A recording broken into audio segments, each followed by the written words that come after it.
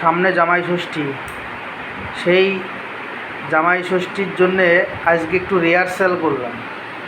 রিহার্সালটা কি বলতে পারেন, জামাইদের কিভাবে আদর করা হয়, যত্ন করা হয়, তা আমি আগে নিজে নিজে একটু অনুভব করছি। প্রথমেই দেখা যাক কী নেওয়া যায়। প্রথমেই মুড়ি, একটু মুড়ি,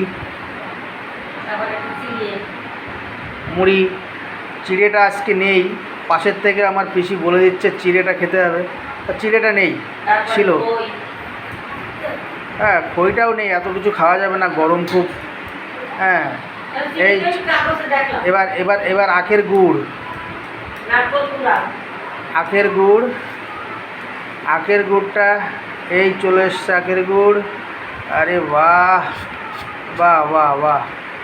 এবার এই হিমসাগর আম, আরে বাহ। প্রথমেই আটি, ও ক্যা বাত হে, ক্যা বাত হে, ক্যা বাত হে।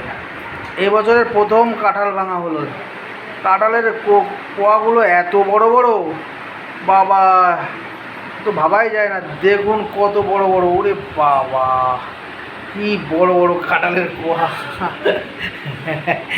তার মানে খুব ছোট ছোট। আটিগুলো কেমন জানি না, এখন খাবো তারপরে বুঝতে পারবো।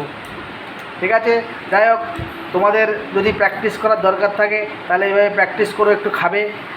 Thank you, bye by.